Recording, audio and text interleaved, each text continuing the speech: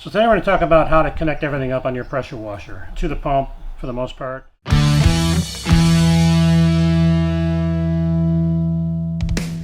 Alright, so let's talk pumps. We got a wide range of pumps over here on the table, starting from a vertical shaft axial cam pump to a direct drive standard 3/4 inch axial cam pump to a standard triplex pump to a little bit more heavy duty triplex pump. You can pretty much see the difference right off the bat in the size and the construction of these. Every pump you're going to have is going to have an inlet for your garden hose and an outlet for your high pressure hose. You're going to have the pistons in that will be working in between there to create the pressure. It's going to be connected to your engine, usually with 3 or 4 bolts. Most of your direct drive is going to be at least a 4-bolt setup. That shaft gets pressed against the shaft of the engine. There's a keyway in there to make sure that you've got the exact rotation on there, and you have rotation between the shaft of the engine and the shaft of the pump. And they're all going to be pretty much the same. They may vary in looks, the way they operate and all that stuff. Again, your axial cam pumps are all sealed. Triplex pumps are not sealed. There's going to be a place where you can add oil into these. There's going to be a window that's going to show you how much oil we have in the pump. Be something like this. On a regular pump, you're going to see oil, and it should be at least a halfway mark. If it's any less than halfway, you definitely want to add oil to that, or change that oil out, put some fresh oil and get it to the halfway mark. Again, you have your pistons up in here. This is the point where if you need to replace those and get a repair kit, you're going to do these and pull out the seals and the pistons and the springs, replace those parts. You're going to have an unloader on these as well on some of these higher end. This is going to be used for adjusting your pressure. You see on our website this shows adjustable pressure. That's what we're talking about. We're talking about that pump's going to have an unloader. Loosen this up or tighten it down to increase or decrease the pressure on the pressure washer. That's an option that is really nice to have, because if you're doing delicate work, you're doing stucco or something like that, you're trying to clean some siding that's really delicate, you can reduce the pressure on that pressure washer and save the surface you're trying to clean. If you're doing cars, you have a 4,000 psi pressure washer. You don't want to use that because you start stripping paint off your car, so you can reduce this down. You can generally get these down to about 1,000 psi and use that same 4,000 psi pressure washer to do your car.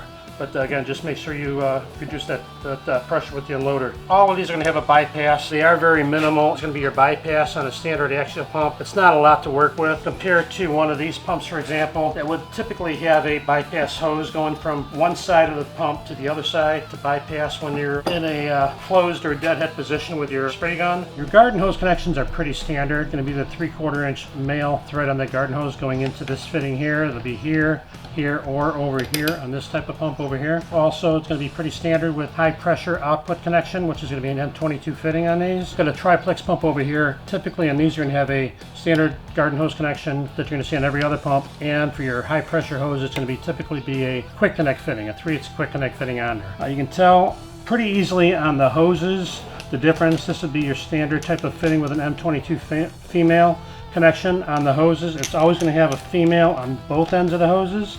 You can tell that because it's going to have this kind of black knob on here. It's got a little bit of a nipple in the middle with an O-ring on there. That's going to pretty much tell you what kind of fitting you have. That's going to be a standard M22. With your higher end hoses, you're going to have quick connect fittings. So those will pretty much snap on.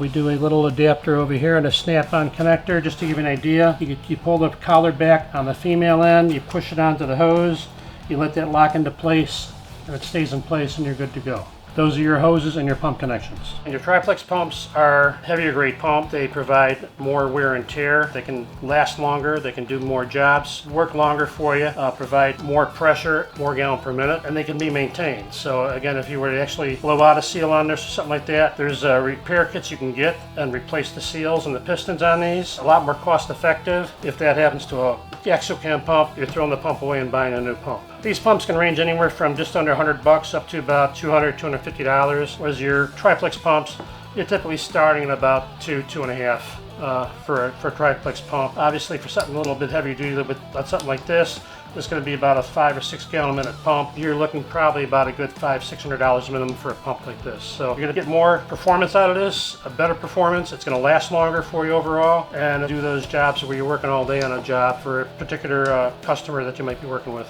All your axial cam pumps are sealed, so there's really no maintenance involved in these. If they go, you're going to be replacing them.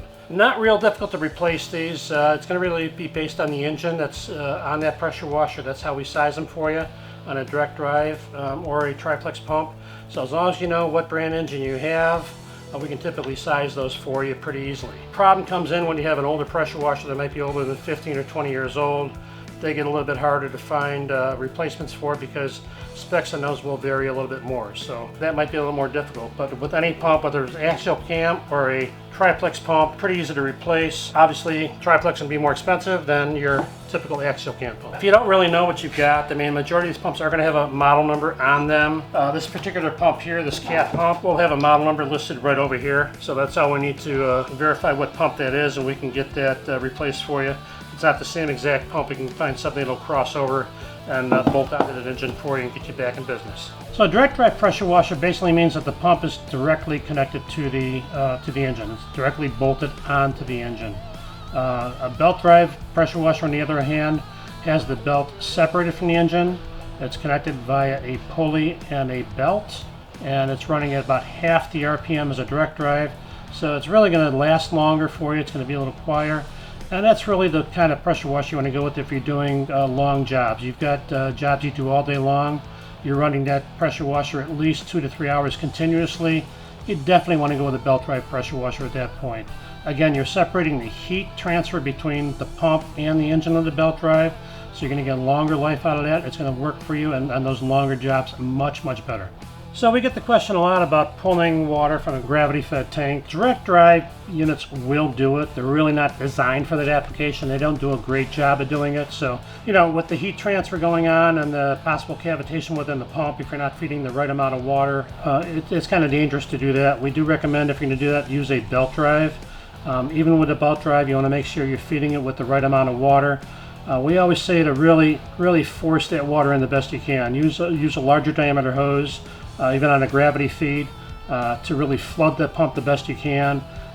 You know, it's best to go with a 1.5 or 2 inch line feeding to that 3/8 inch connection on that pump. The main thing you want to do is flood that pump with as much water as you can so it's getting it. After all this great information we provided for you today, you're still on the fence, you're still not sure what you want to look for, go to pressurewashersdirect.com/best and you'll find all the recommended pressure washers, all the best accessories. Everything else you need to know is going to be right there for you to check out. If you're still not sure, feel free to give us a call. We're here to help you.